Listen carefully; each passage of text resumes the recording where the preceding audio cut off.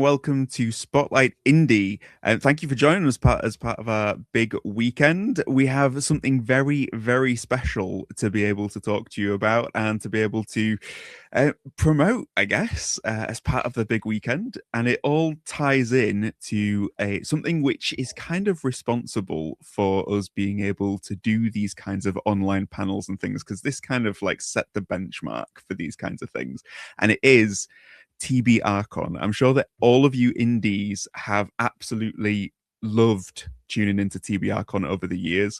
So we're going to just take a moment to pay tribute to how awesome that is with the founder of TBRCon and one of its organizers. So let me introduce them. You know me as Frasier Armitage. To my whichever direction this will be, depending on whether the camera's flipped, is the founder of Fanfi Addict, David himself, Lord TBR, or as I call him, Boss Man. How's it going, Boss Man? Yeah, not too bad. Thanks for having me on. So it's always fun talking about TBRCon, even though I feel like I haven't done anything with it in forever. So. Mate, it's a pleasure to be able to like celebrate it, because like you began all of this and then look at how it's built and look how it's grown. This is like it's I something know, to my mark, baby, right? my Yeah. baby. Yeah. It's awesome. So yeah, we're so happy to have you here, David, and thank you for joining us.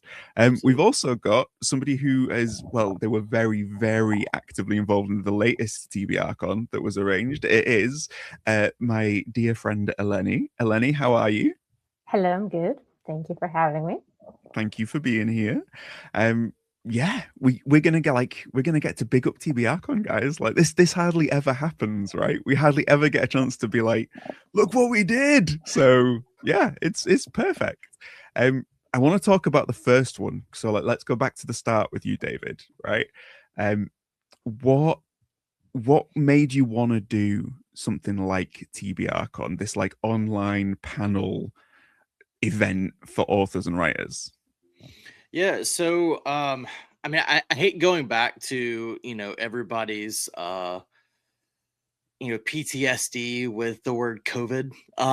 But when it hit, obviously I was home a lot. We had just we were a couple of months from having our first baby, and I was spending a lot of time at home with just my wife because she was working from home as well, and so I was trying to find ways to kind of find things to do that weren't just reading and working and stuff. I mean, obviously, I was still trying to do my full-time job, but and so I was like, hey, I've been doing this whole interviewing authors thing on YouTube for a little while, and I did a little bit of a podcast before that. I was like, what if I just do like a whole day where I just have a bunch of authors on and I just talk to all of them. And so I did a thing called MaydayCon, which I don't know if anybody remembers that or not, but so it was in May of 2020. So I literally did, gosh, how many hours was it? I don't know if it was like 12 or 14 just like straight hours of interviews and book readings, and just it was just way too much. But I was like, I'm going for it. So, I did all the promos and stuff for it, which were terrible, but it was literally just like throwing some stuff on PowerPoint and going, hey, here it is. So I had no real prep for it outside of, hey, I'm just going to ask like this list of questions to pretty much everybody, and then just like tailor it to sci-fi or horror or fantasy. And several people were like, hey, this is a lot of fun. Maybe don't do it all in one day like you just did, because you were probably exhausted now. And I was like, yeah, it was fun, but it'd be nice to stretch it out. So started kind of formulating an idea of doing, hey, nobody's going out, right? Because we can't. And nobody's really holding in-person conventions. So let's do something virtually. And I think a few other people had done some virtual conventions as well, I think prior to, and then even during and after. And I was like, let's see what we can do. So I talked to a bunch of people on the website, talked to a couple other blogs, and I was like, hey, here's my idea. What are your thoughts? And so so we just started, I started with an Excel sheet and just kind of went down and said, hey, here are all the people who are interested. Here's all the folks who say that they're willing to help, whether they actually do help in 6 months or not, is besides the point. And then just started, I did all like the emailing and scheduling and all that kind of stuff. And I just made sure that the people who were going to be on there could make those times and dates. And if they couldn't, we just flew by the seat of our pants, basically. And then kind of after that happened, it did well. I mean, for what it is, I mean, we weren't even as big then as I would say that we are now. I hate talking about, oh, look at Fanfly Addict, so great, but then Adrian came along and he's like, hey, I'd love to. He's like, I'd love to help out with this, because obviously my graphics were terrible, and the fact that I'm doing it all by myself is probably not the smartest thing again. And so Adrian came on. He was like, hey, let's do graphics, let's do actual like schedule days, and then let's get some more people to moderate and stuff like that. So it just kind of grew from there, and then it grew to the point where I had absolutely no hand in it. Adrian does have that habit or trait or whatever you want to call it, where he sees something suffering graphically and he's like, I need to save this poor creature that is slowly dying. 100%. Please let me make it better. Yeah, I feel like we need to get Adrian a cape, because he kind of swoops in and then like does magic and then comes out of it and he's like, how's that? And it's like, what did you just do? Like, it's amazing. Yeah, and it's very quick magic too. It's like that quick change, like the people like they shug the little blankets down or whatever, and they come out in a different outfit. It's exactly what he does. He's just like, boom, boom, I'm done. Because I'll ask him like, hey, can you work on this for me? And he's like, yeah. And then 2 hours later, he's like, here you go. And I'm like, it's perfect, thank you. But no, that's kind of how the first TBRCon happened. It just really was just a baby of Mayday, MaydayCon, which became TBRCon, and then just grew from there. And it's honestly, it's gotten better every year in my opinion. So yeah, when you think back to it, like the very first one, like do you have like a really fond memory from it, or like a moment where you just stepped back and you were like, oh, I did it? Like, did you have that moment with it, or as soon as it finished were you just like, that's it, I'm gonna go sleep? Like I had that more with MaydayCon because it was all in a day, but with TBRCon, I think when it was over and we really like sat down and look at all we did across an entire week, and look how the scheduling worked out, and look how many people we had tune in, and people that are still watching after we've recorded them all. I think that was really cool to see, because we had really done video for Fanfly Addict. I mean, like I said, I did a few interviews on the YouTube channel, which garnered like nothing. It was more just for like, hey, I interviewed so and so. It was pretty awesome, right? Which everybody does on TikTok and Instagram now. So, but yeah, being able to see that, and then again, like sitting down and just going, okay, it's done now. It's out there if people want to enjoy it. But like, I felt satisfied by the work that we had put into it. Yeah, awesome. What was your first exposure to TBRCon, Eleni? It was a majestic one, I will say. And so I joined the blog in 2021, and Fanfly Addict, and then I think it was right around the time, like a little bit before that year's con happened. So I joined, I started writing a review, and then I saw that this thing was happening. I was like, oh, cool, I'm gonna meet some or find out about new authors. But mostly I was a very big Sebastian de Castel fangirl. So I was like, oh, hello, convention. This person is on this panel. I want to see him. And then I open the video, and there's Christian Cameron draped on his sofa, couch, or whatever, in full armor. And I thought, this is majestic. It's beautiful. And so I kept following the whole thing. And I watched all the videos and stuff and thought it was amazing. And then I saw it grow with Adrian joining, and it getting a bit more professional looking. Let's calm down. It's okay. More. Please be as honest as you want to. I am willing to take it. No, it's fine. I'm like, let's calm down more. Oh, actual convention.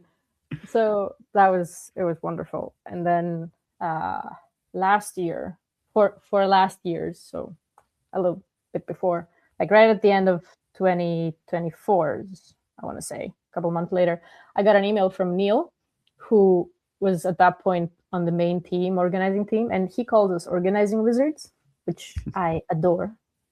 And so he said, would you like to be one? I could really do with the help. And because he saw me, I spoke a lot about my thesis, because I was doing an MRes on publishing and stuff. So he was like, you have you seem to have expertise in this. Would you like to help? I said, of course. In hindsight, no, I'm kidding. But it was a very long process and everything. But we got it down to like a more streamlined version of step by step and thing. And Neil is a rock star. Seriously, his brain it works. It works like an Excel sheet, but you need to make sure that that Excel sheet is written properly, and it's great. It's just yeah. Big love for Neil. We love Neil. You also, Eleni, had you was part of your thesis, because you mentioned your thesis. I know that you were able to use some of the content of TBRCon as material for your thesis, right? How cool is that? It was before before I started working on the con. I was using panels from the previous ones because they were just giving me the perfect quotes for the things I needed. It was a treasure trove for me. So it was also like a great moment for me to give back. When Neil invited me, I said like, oh, this is great. I can give back to the thing that helped me so much in my work, in my uni work. So yeah, it was a good coincidence. So. That's awesome. I love it. David, you talked about how it's kind of grown over the years. What's it been like for you to see it grow? And how do you feel looking at TBRCon as it is now? Yeah, I mean, obviously, kind of what Eleni was saying. I mean, I think Neil has gone above and beyond like what I could have even expected. I mean, this guy's got email templates ready to go, and just I mean, I've seen his spreadsheets. Like I like spreadsheets. I work in spreadsheets all the time, but like his are just Neil's are elite. They're so nice. So yeah, it's amazing because it's one of those things where like you create something, it does what you think is well. And you're like, okay, I can't handle this anymore. I need to hand it off to somebody. And the fact that I was able to hand it off to Neil, Eleni, and the rest of the team, and they've just taken it and run with it and done, like I said, above and beyond what I could have ever expected. It's been an amazing thing. And I'm so appreciative of the service that they're doing to it and continue to do it. And I'm sure if they continue to want to do it, we'll continue doing it in the future. We'll see how they do after a couple more, because I put in my time. Now it's now it's towards the end of their time. I love it. You've kind of like you've Gandalf the grayed out, and now you're just waiting to emerge back as Gandalf the white, right? And just be like, listen, guys, this is how it's done. Like. I remember a lovely exchange of messages last year when I was struggling for a host spot, and I was like, David, I need you at least one host spot. You should be in this. And he's like, yeah, I'm not sure if I can actually make it because I'm really busy. I was like, no, David, you don't understand. You're gonna be there. I don't care. It's so nice to see that. Like, I think that's the thing about something that's a legacy thing, is that it will always forever be, because of the way it started, associated with Fanfight Addict, because it's a Fanfight Addict thing, and you are, the instigator of that, David. So this is always going to be your legacy.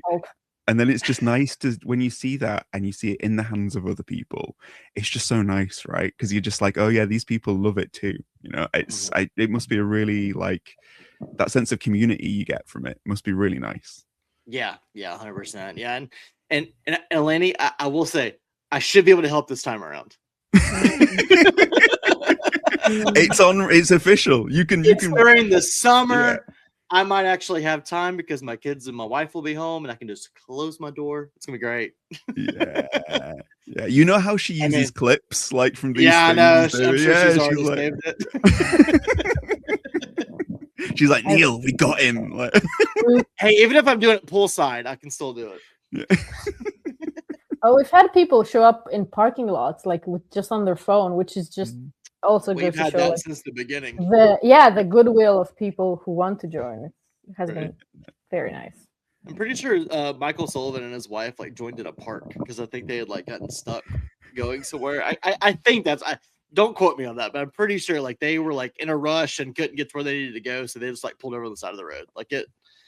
People will make time for it most of the time. I like the panelists who come on and they're in the middle of something like crazy technical issues, and then they disappear, and then they come back on having missed what's been said, and they say something that completely throws the cat amongst the pigeons. It's like, no, I love those ones. It's just the best. Eleni, as it's grown and everything, you've obviously come on board and you're integral now to TBRCon and the way that it runs. How's that feel for you? Because you're coming from it from the side of sort of like a fan being brought into the fold. So how did you feel like when you did get asked, do you want to do it? What was it like for you? Well, I was very excited. So I'm generally a shy person. So the year before, I was voluntold, I would say. I was volunteered for a host spot for an anime panel. And because I was a big anime fan at the time, I was very on top of the things coming out and everything. So I volunteered. I was asked, and then I said, yeah, sure, I would be happy to do that. And then I did that, and I hosted, and I was shaking the whole time. My hands were frozen. I was just, it was too much for little old me, because public speaking, I don't really get along. But I really enjoyed it, and I had a wonderful discussion. My authors were amazing. They were charming, and they were replying to my questions. They made me feel like I brought good questions, and I wanted that feeling again in a selfish way. But also, I never wanted to experience that ever again at the same time, because. So, so then when Neil asked me to help organize and everything, I said, okay, this is great for me, because being behind the scenes is something I can do much more relaxed, and I am good with like secretary work with spreadsheeting and things. Like if you send me a list, email whatever people, come up with whatever things, and I'm happy to just sit and work away, and I'm efficient at it, and I have some extra time. So it was really good. And then once I really got into it and I got past the whole, I'm talking to some really big authors and really cool people that I wished I could talk to in ages, or I've been reading this person for ages and oh my gosh. So I got past that. I was like, okay, these are chill. These are normal people, and they are happy to help and be out there, because this is all volunteer work. I think people sometimes forget, like the shinier it looks, the more people forget that, oh, actually, we are not getting paid for this. Nobody's getting paid. Like, not the authors. Thanks, boss man. Yeah. No. I'm just throwing that one out there. Not the authors, not the panelists, nobody. Aside, like, the only people who are getting paid are the artists that come up with our graphics and things. But so, yeah, just emailing everybody, and it was just a process. And thanks to Neil's lovely spreadsheet and templates, it went really smoothly for the most part. Yeah. Then we got onto the whole herding cats aspect of it, which people are people.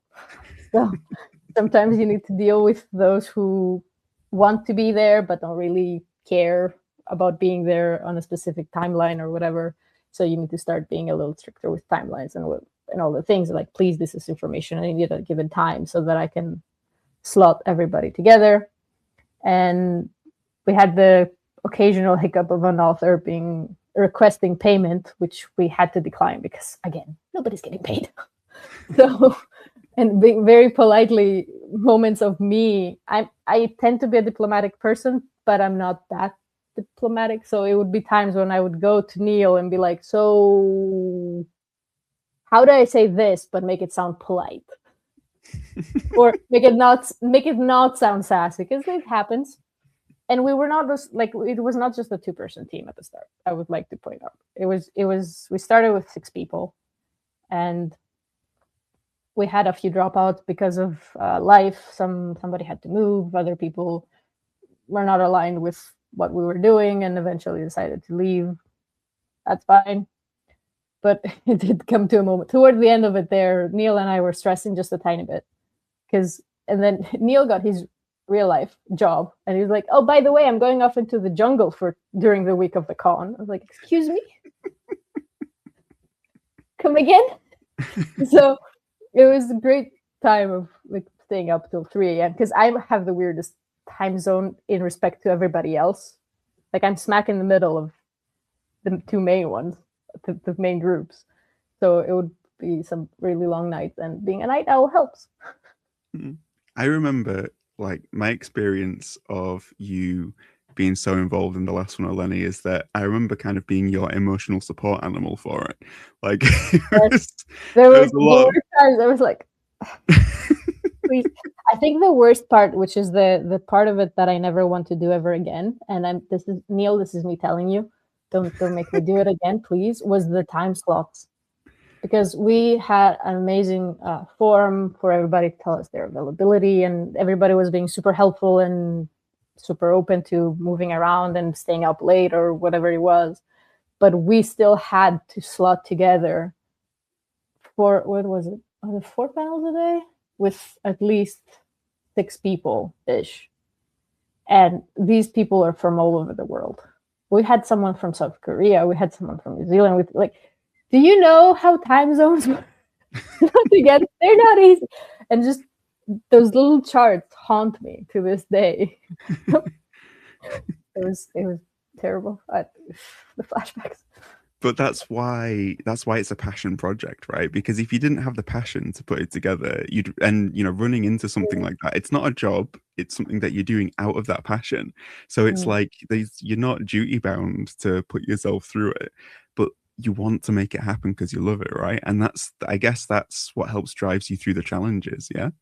How does all of those challenges that Eleni's just mentioned about the cat herding and the time zones and all of that, how does that compare to your first TBRCon, David? What challenges were you running into back then? Yeah, that that was probably the biggest was the time. I remember I think Luke Arnold had to get up at like 3 a.m, I think, to do one of his panels. It's one of those things where you try to kind of set up everybody like in their own country as close as possible, like that kind of align with one another, which sometimes is just not possible. I mean, sometimes you kind of run out of authors and say the UK versus the US, because we'd have a lot of people in the US, and then the next majority will obviously be the UK, and then it'd be everywhere else. And so that was pretty difficult, especially doing it by yourself. But I mean, even with 2 people, it's still hard. But I think, again, the way that Neil's set it up where people can just be like, hey, this all works for me, that's awesome. Now, granted, you have to comb through all that, so I'm sure it's a lot to comb through. But yeah, I would say that originally finding the streaming service that would work for it. I think pretty sure we used StreamYard the first time, but there were like caps on it. We were trying to do everything for free, and then eventually we ended up paying for the premium service. And then kind of what Eleni was saying, I like to act like I'm very outgoing and talk to everybody, and I'm just always so great to have conversations with. But to be honest, like, I was nervous every single panel, and I always am, like, not shaking, but like my hands are sweating, and I'm like afraid I'm just gonna completely say the wrong thing. I mean, I've had just one-on-one interviews where I've just completely screwed up titles of books, and I don't edit squat, so I just let it roll. But I feel like I had more nerves doing this, like doing like one-on-ones than I really did in the panels, because the panels sometimes will just run themselves. I mean, you're kind of just there to, here's a prompt, and then you mute, and then you just let everybody go off. Now, some people go on like a 20-minute tangent, but you can try to. They're my favorite. Hey, let's put the brakes on that one and go over here. But yeah, I mean, and again, to Lenny's point, I mean, trying to get everybody to do this for free is also, I'm not going to say it's difficult, but there are a lot of people that just won't give it the time of day. But there are so many, especially indies and debut authors and stuff, that love the exposure, and they're like, absolutely, let's do it. Or when we've touched base with some publishers as well that have kind of helped us, they're like, hey, we'd love to have these people do it. And so I think that has kind of gotten better over the years. I mean, Adrian, I feel like, has more contacts today than I've ever had doing this in 10 years. So and I'm very jealous of that. So Because every time I'm asking him, he's like, "Yeah, I can hook you up," and I was like, "Man, this was me 7 years ago. What time has gone by so fast." But yeah, I would say again, the scheduling was the most difficult. And then just like trying to kind of motivate myself to do as many panels as I did, because it was a lot. And now, we've got so many other people doing moderation. So you're really just there kind of behind the scenes, making sure it starts and stops at the right time, the right ads hit, and all that kind of stuff. But yeah, it kind of took a toll after a while, because I'm sitting there going, I got another one in like 30 minutes. And I'm trying to like scarf down some lunch, and go do one. And then, oh my gosh, I've got 45 minutes. I got to do this one. I'm like trying to put my kid to bed, So luckily I don't have that problem anymore. But, because these are obviously scheduled out a little bit further along, and there's a lot more prep that goes into them than with what I did, just flying by the skin of my teeth for a week. But yeah, yeah, time zones are never easy, especially when some people still have daylight savings time. Yeah, that's true. That's true. I can imagine you being on like those first panels, being like, so I know that this isn't the topic of this panel, but just real quick, how do you get a child to sleep? Right? Give me some ideas. Like, it's like, anybody want to sing a lullaby for me? That would be really handy right now. It's like, yeah, right. Yeah, I will say, luckily, like between, because we had our daughter in June, and so we got to January. So luckily, we were already like in a crib, taking like extended naps and stuff. So that was nice. Like I didn't really have to worry too much about it. But like, if we had done it any sooner, I would have been so screwed. We're like, hey guys, we're gonna have to postpone for 2 months. Yeah, we have to do some sleep training real quick. I love it. I mean, we've mentioned about how big it's grown. That is also kind of includes the names that you've had on TBRCon, because you've got like the biggest writers in the world. Like I remember this is a couple of years ago, but I moderated a panel for it, and there was like, my panel was like Christopher Paolini and Adrian Tchaikovsky and like J.S. Stewart, and I was just like, really? Like it was amazing, right? Those And emails what are is fun this to life, write right? too. yeah, and it was great. I mean, but you haven't allowed the indie aspect of TBRCon to sort of disappear in amongst all of the big names.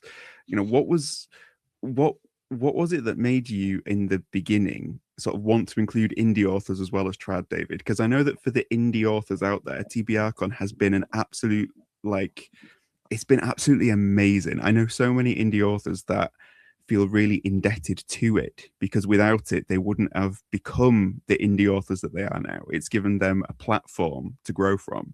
So I know a bunch of indie authors that are so grateful to TBRCon, but I'm intrigued as to why you wanted indie authors to start with. Why does Frasier keep asking this question? I feel like I'm just about to have like a little tear just like scroll down my face. Just that. No.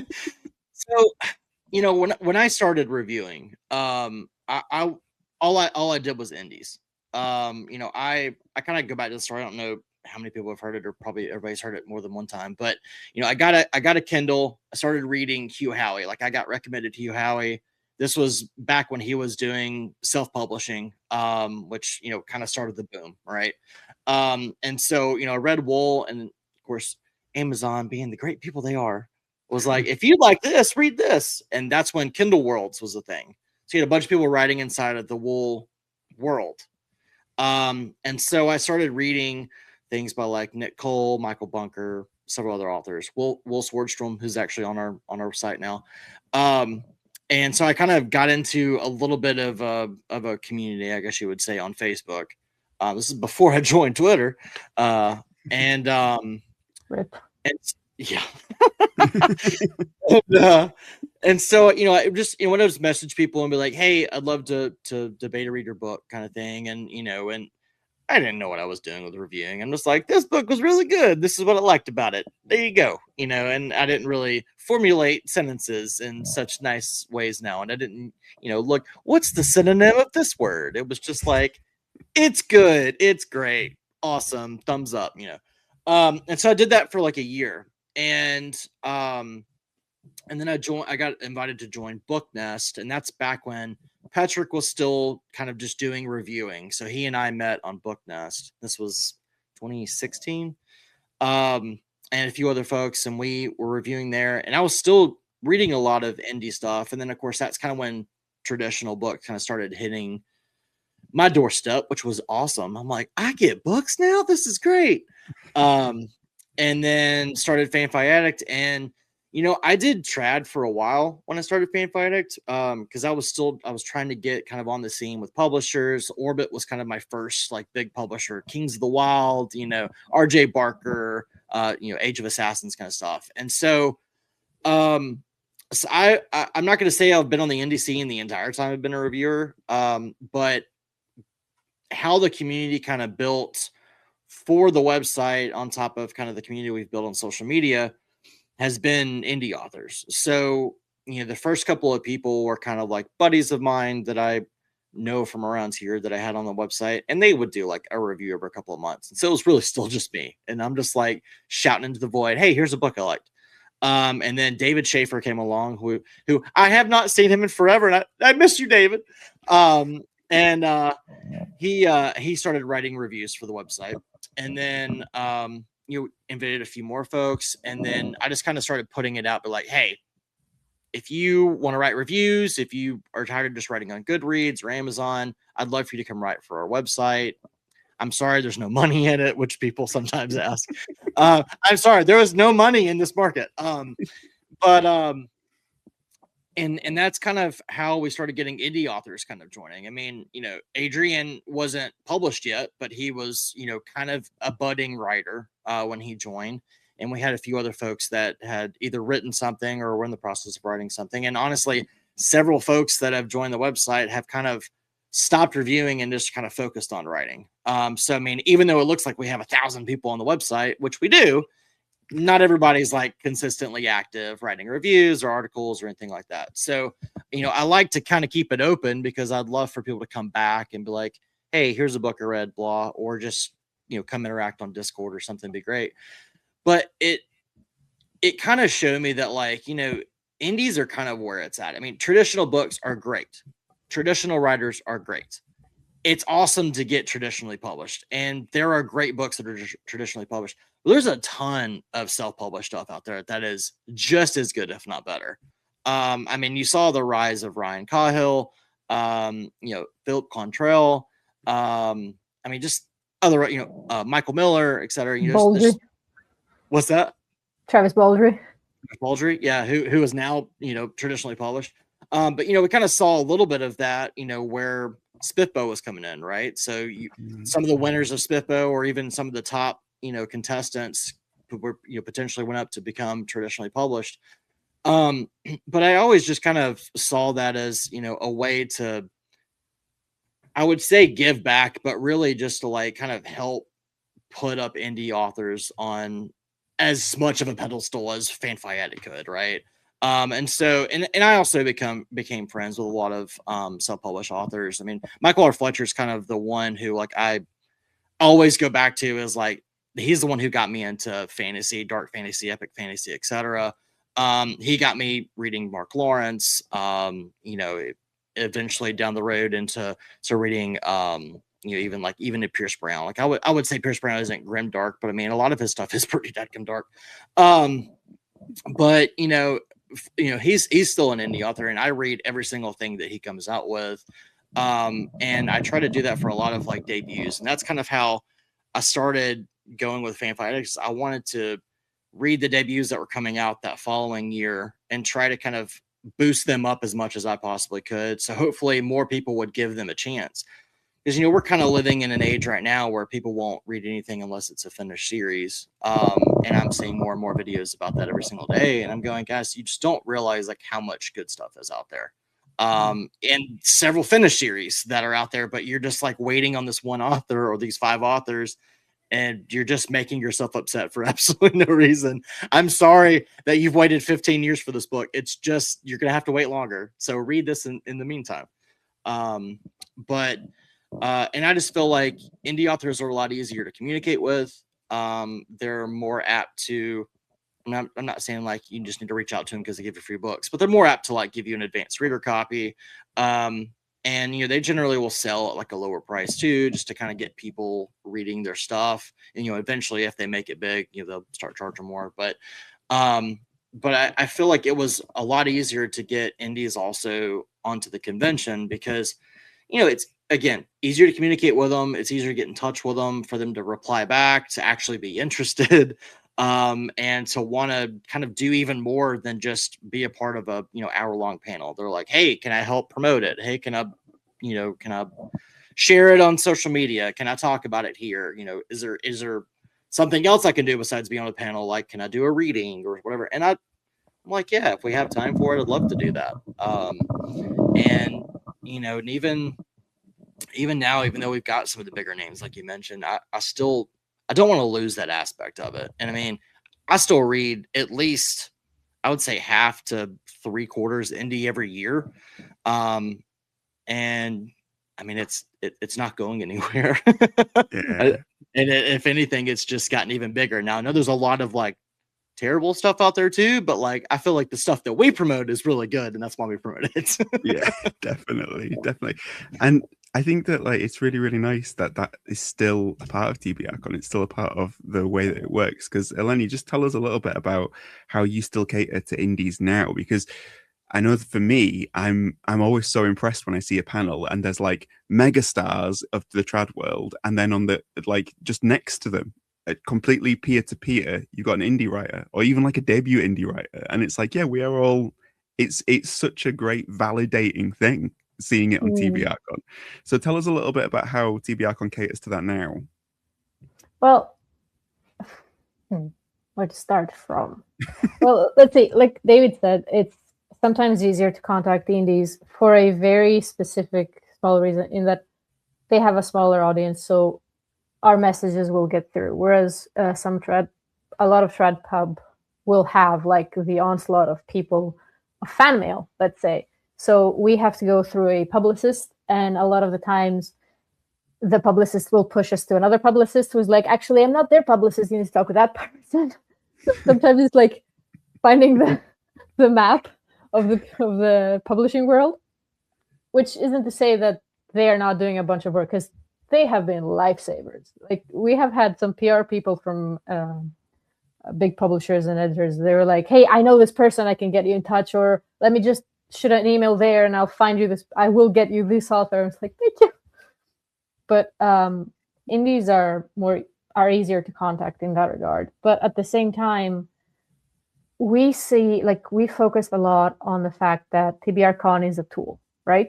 It's not just exposure and views and whatever, because with book talk and all of that, it's not on par, okay? Or at least it wasn't at the start, and it probably isn't now with the whole long form video going out, or short form video being more accessible and easier to do and reach, right?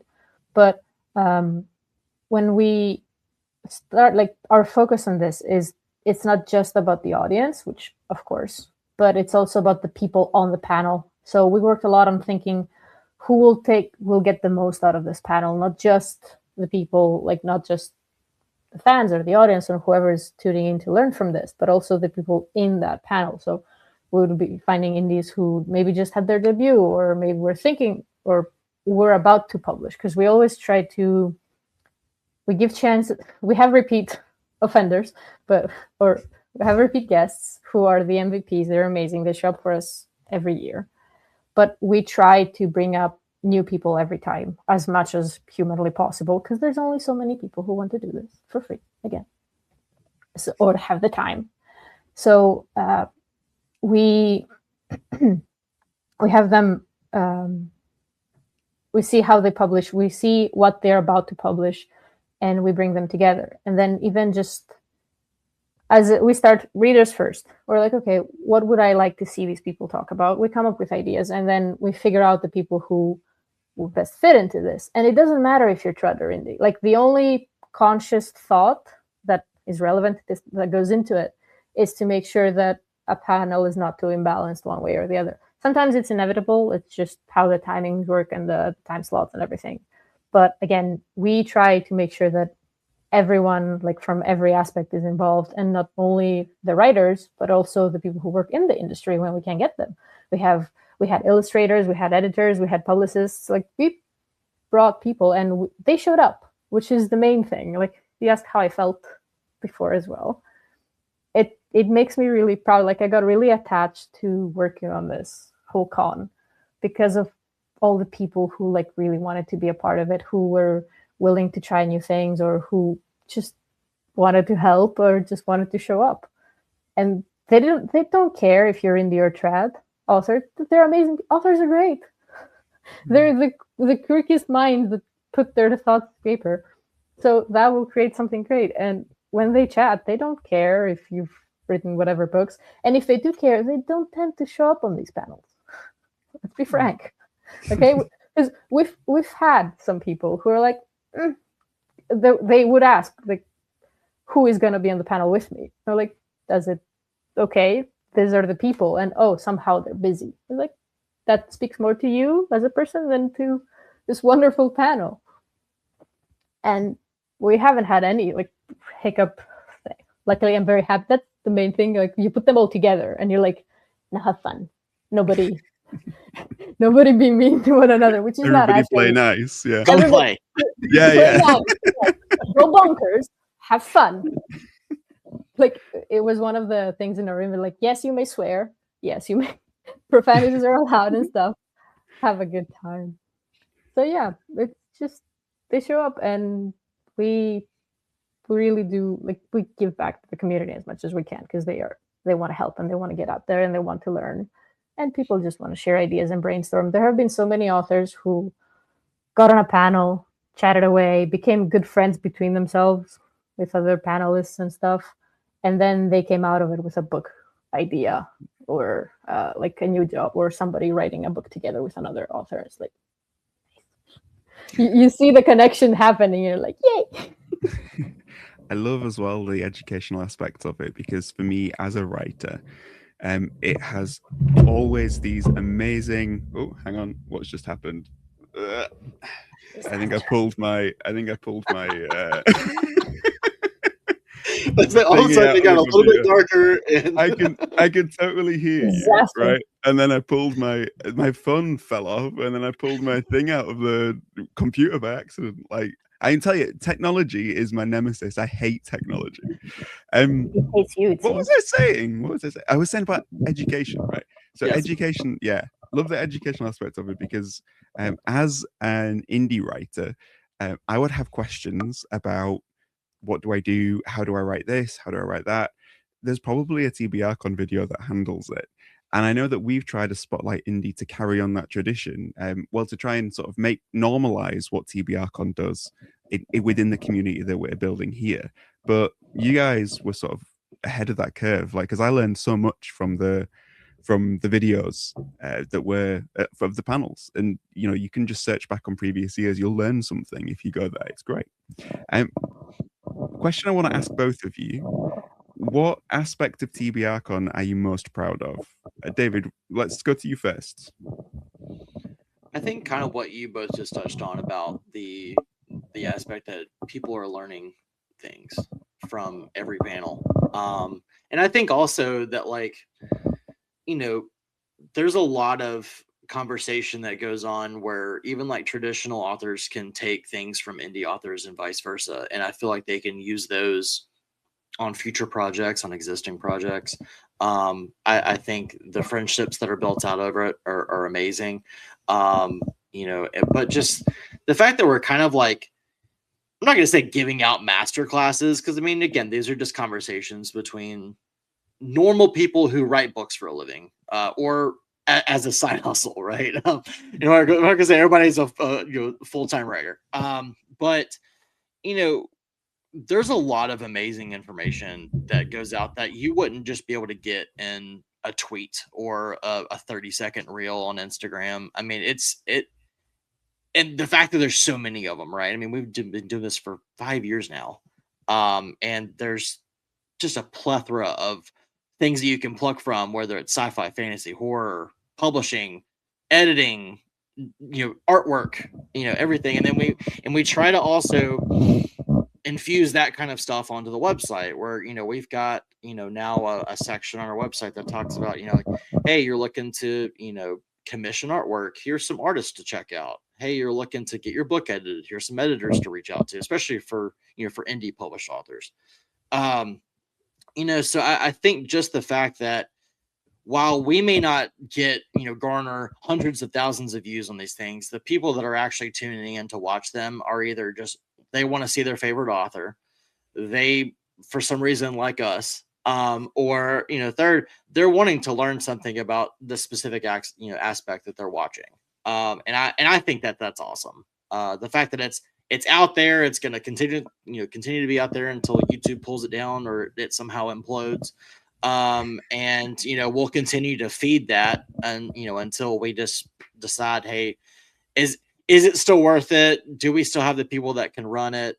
Do we still have authors that want to be in it? Which I think the answer is yes on all of those, until we're just like, hey, we're getting 5 people to watch these. I don't think we should be doing this anymore. But even then, as long as we have 1 person, I think it's probably worth it, because we're still we're still gathering people. People are still wanting to have those conversations. People still enjoy it. I mean, even if it's just the authors enjoying it, an hour conversation with one another, I think that makes it worth it to me. Definitely. Yeah. What about you, Eleni? What are you most proud of with TBRCon? Everything that just said in the previous one. Like the cool. Answered, people, done, perfect. I'm just proud of the people showing up, honestly. And not only like the authors, but also all the people who volunteer as hosts and as moderators, because those are weird, but like the moderators who come up with amazing questions, they put in the effort to get to know these authors as much as they can, so that they can bring something good to the table and make an interesting panel.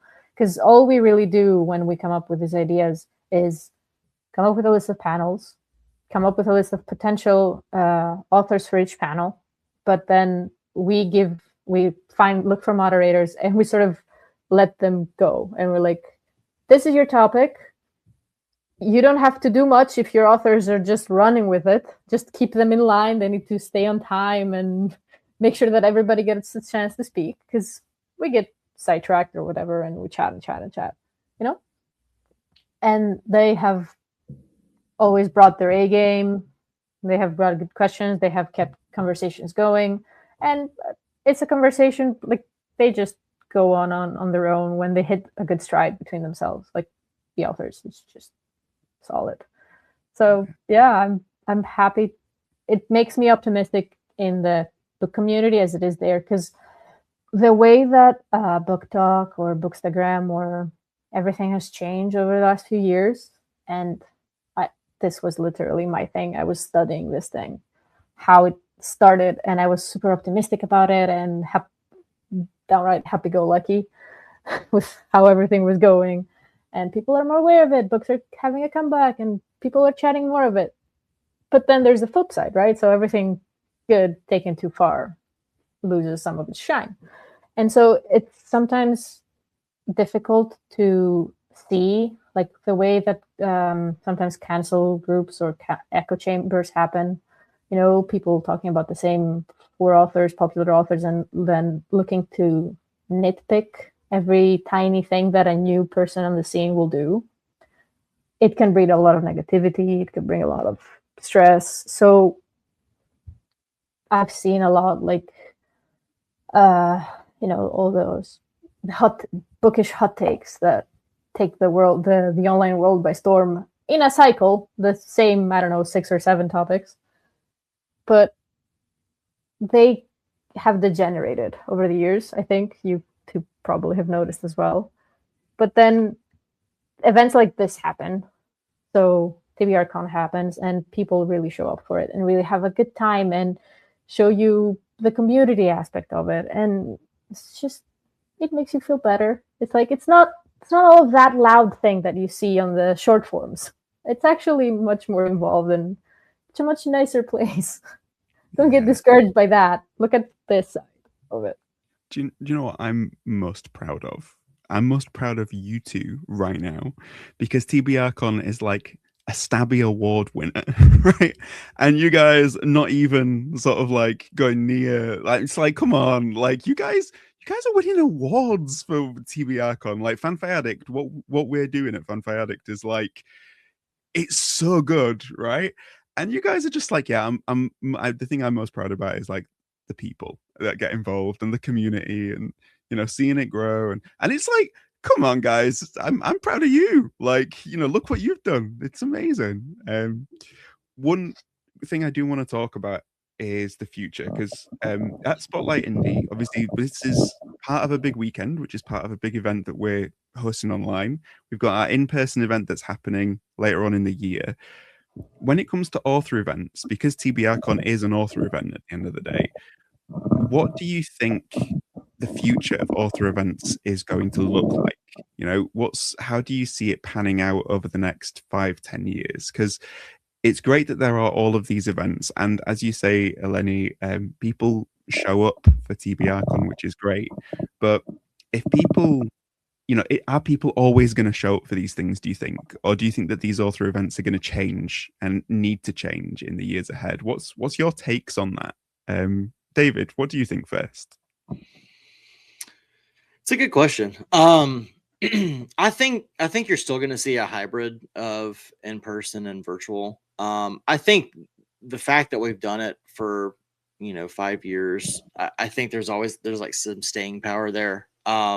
Just like there is with in-person events. I mean, obviously, Adrian and company just did an amazing job at Seattle Worldcon with, talk about big names, right? But I think the fact that like he has that going for SFF Addicts, which is also part of Fanfire Addict, which we do TBRCon, and I think we have kind of I'm not gonna say I guess a verified community group of people that will always tune in, unless just something devastating happens, right? And I know people have over the years asked me like, when are you ever going to be able to do this as an in-person thing? I just go, guys, do you understand how expensive that is? I'm like, is everybody going to pay for their own flights and their own hotels and stuff? I mean, if so, absolutely. We can have some, folding tables and we'll do this thing upright. But it's just not in the cards. I mean, if I had a, multi-million-dollar industry job and I just could just pay for everybody to come do stuff, great, absolutely, we'll go do it at the beach, but it's just, there's not a lot of authors around where I live, and if there were, I'd be like, hey, shoot over to here and we'll go do it. Like, I mean, I'm 3 hours from Atlanta. That's a decent little hub of some authors, but I feel like a lot of the folks that I read are over the pond. So do I need to fly to the UK and have, Matt at Broken Binding, like set something up? Maybe that's what it is. Who knows? I'll talk to him about that next week, because we're gonna have a phone call. But yeah, I really don't know. This is kind of the same thing that I think about with our website. And I know you guys have seen it when we've talked about it on Discord, like the written form of reviews. It doesn't have the same amount of luster that it had even a couple of years ago, because of 30-second reels on Instagram and TikTok and whatever. Freaking AI. Yeah. So, yeah, and we've had conversations about, okay, we're not gonna get into that. But yeah, we know. Yeah, it's we know. Good. But I don't feel like I ever want to get away from the roots of what built the website, what built, I guess, I wouldn't even say the community, but like our community. I feel like that's always going to be the thing. And that's why we also have people that kind of branch out. That's why we have SFF Addicts. That's why we have, Andy over on Instagram getting thousands and thousands of views on his little reels. But he's actually not being negative. He's being as positive as he possibly can on every single video he does. And I'm like, I like that. If one of my folks starts doing negative stuff, you're gone. I'm sorry. I love you. But no, we're not doing that. We're all about positivity here. This is why TBRCon works. This is why our website works. That's why people want to come write for our website. That's why people want to join the Discord and stuff. I don't want negativity in the book community, because there's too much of it. I mean, like Eleni touched on, I mean, that's that's a big part of book talk and bookstagram and stuff, is there's a lot of negativity. Yeah, there's some beautiful pictures of books, and there's some people that shout about indies every now and again, but again, it's the same recycled. Everybody's got to read Pierce Brown because nobody's read him in a decade. Everybody's got to read, Christopher Rocchio, which I do agree. You have to read both of those authors, but like, you've heard it once, you've heard it 1,000 times, right? But like, I want to be able to shout out, the Scott Palmers of the world, the Michael Fletchers of the world. Like, I talk about people that like, they may be known, they're not household names yet. I want them to be household names. And so I want them to be on every shelf. And I think that's kind of what happened with Ryan Cahill. I mean, he had like 5 followers on Twitter when I first met him. I met him over on Facebook, and I was like, hey, I'd love to read your debut, blah, blah, blah. And then now he's huge. I mean, he's the first, published book from, Broken Bindings Publishing House. And, he's just a freaking he was just on a panel with George R. R. Martin. I mean, like, he's huge. Literally, he's huge. Literally. Yeah. And he's also very tall. And yeah, you should go see his picture with Dirk Ashton. He's very tall. Now, Dirk was also squatting, but he's huge. But yeah, I just, I don't know what it's going to look like. I hope it's going to continue to be a hybrid of what it is now. I hope that we continue to do this and people continue to show up, and I think they will. And again, it doesn't matter how much we get, but as long as we're still doing something for the community, still pumping up the community as much as possible, trying to get new authors out there, get, veteran authors that need more readership out there that, we try to shout out all the time. I think it's going to have staying power, and it's going to continue to do that as long as we're willing to put in the effort, like Eleni always, nods to, for free. I love it. I love it. True. What about you, Eleni? Because obviously this is a major part of your thesis, is seeing how, the landscape within publishing is changing. When it comes to author events, I mean, authors are so much more accessible now. These events used to be really like, wow, look, there's the author. But when you can interact with them and slide into their DMs, it's not quite the same, right? So when it comes to author events, where do you see the future? Do you think that, I mean, obviously TBRCon, we're all passionate. We're going to keep it going forever. But like, in terms of just generally, where do you see author events what shape do you see them taking in the future? Well, you don't change a good thing, for one. And we are a resilient bunch, let's just say, readers and writers. So there have always been events offline, and they are simply also online. And they will continue to until the internet crashes and burns, I believe. And which might not be as far as we hoped. Yeah, 2028, yeah. But actually, I think, yes, it's more accessible, and also the whole landscape and expectations towards authors and these events have changed. Like it used to be, right? I'm not gonna, like, in a very, very vague generalization, okay? You had these people who were big best-selling authors, and they spoke, and their word was law of sorts. You were the audience, you were tuning in, you had an opportunity to ask some questions, but you were not.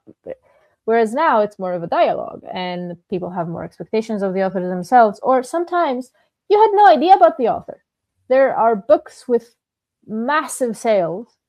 You don't even know what the author looks like. Now this is a no-go. Like, if you have an anonymous author, you will have people digging, scouring the internet, trying to find their face, which is a whole other level of problematic I'm not going to touch because we don't have the time. Anonymity, people with anyway. But this is where I show that I am an old woman, in truth. But back in my day, my elder Gen Z days, we have more of a dialogue with authors. They need to show themselves more. They need to market themselves more, not just their books, right? So this has been the shift that's happened with after COVID and TikTok and Book Talk and all of that. So authors are no longer just authors, and they market their books. They market themselves, for better or worse. So this is just part of that. And I don't think it will change in any significant way. And I think readers themselves have enjoyed having this wider access to their idols, to their heroes, to their authors that they really like to see. And I'm not talking about the wackadoos up there, okay, who behave egregiously. I mean, like normal-minded people who like to see their authors thrive or are eager to hear news from them because, be it parasocial, be it normal, be it chill. You just want to know what this person that you idolize or you like is doing, and you want to see how their work changes, and you learn from it as well. How many readers, like, we are authors at heart in one way or another, especially SFF. Not to mention how SFF itself has grown outside of, not obscurity, obviously, but like it's become less pop culture stained of sorts. It's the cool thing now. Like, you're a nerd, it's cool, which we already knew from a while ago, but more people are open to that, which is nice. It gives us more opportunities to do things and set up events and do things like that, which I think it's that's the optimistic way of seeing it, I think. And we're not going anywhere. We had to move TBRCon this year because life, and again, it was just me and Neil for a moment there, and we had things to do. One being the anthology, for instance, the Book of Sports that we set up. Again, a massive showing from the community. Like, we are all humbled from it. The team, Frasier, Adrian, we are just, thank you. So, yeah, we're still doing it though. The only change is that it's becoming fun. Like, it's becoming more inclusive. It's becoming more different topics, different themes, different culture. Like, it's going towards a better diversity wise. So as the dialogue expands, the conversation improves, is what's happening. Yeah. Yes, there are more voices and they are being heard instead of just being tokenized. So in terms of the future of TBRCon, because you've basically said that it's being moved, so it is happening. So tell us when we can expect TBRCon roughly to be around.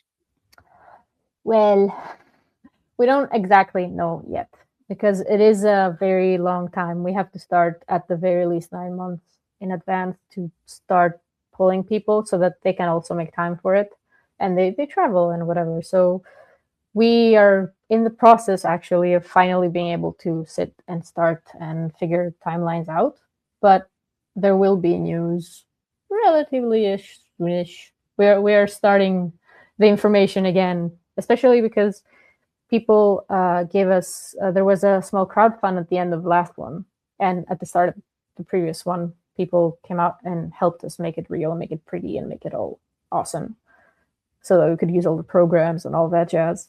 And so we have that little nest egg that we want to make into something also great.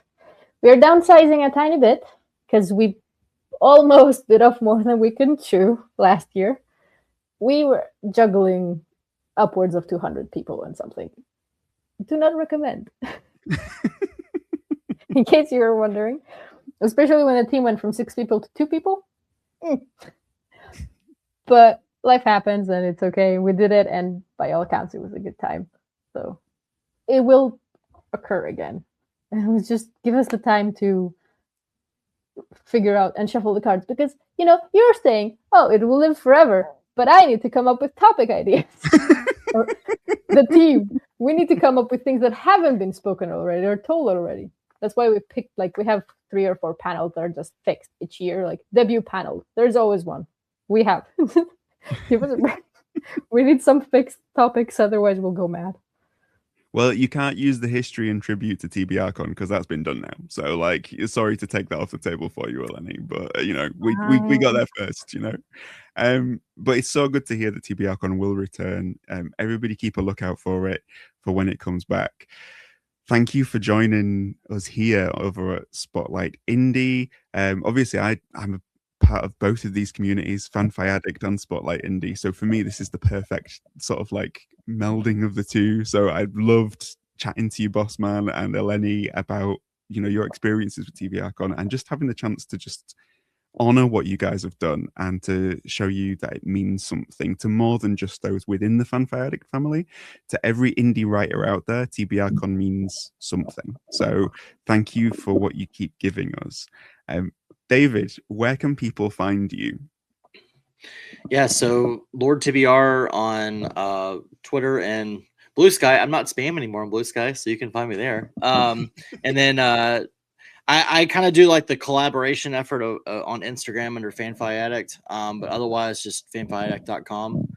I don't do socials quite as much as I used to. I really just kind of just scouring there a little bit here and there, but always happy to chat more on X than anywhere. So awesome. Eleni, where can people find you?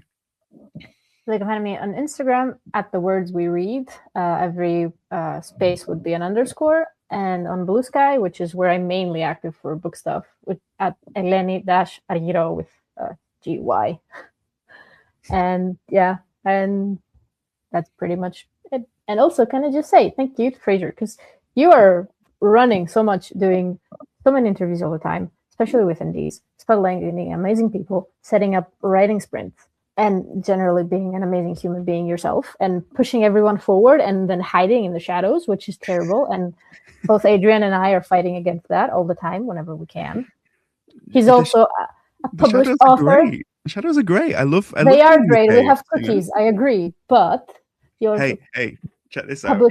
Yes. Right? You have your book with you finally. Look. It's to hand and everything is just there. Look at that. I'm so proud of you. Finally, we did it. It's taken about like 6 weeks of like training for Eleni and Adrian to get me to have a copy of my book when these videos are out. He was terrible. He's just like, I don't have one. I was like, what? It's historic. I gave all of them away. So yeah, Eleni was like, no, don't do that. So thanks, Eleni. And thank you to everybody who's tuned in. Obviously, you can find us spotlightindie.co.uk at Spotlight Indie. You can tune in to all of TBRCon and the whole history of it at Fanfare Addict on YouTube. So go check that out because it's awesome and you'll get lost down that rabbit hole and it'll be great. But thank you and congratulations again, guys, because what you've built is incredible and we all get to benefit from it because events like this, I kind of feel are a perfect way of saying thank you for what you bring to the community and what you've done. And for everybody who is missing TBRCon, then this at this time of year, because it's usually around about January, February sort of time, then know that it will return and it is coming soon. So yeah, thank you from everybody here at Spotlight Indie, guys, and all the best with arranging the next one. Thank you, Frasier.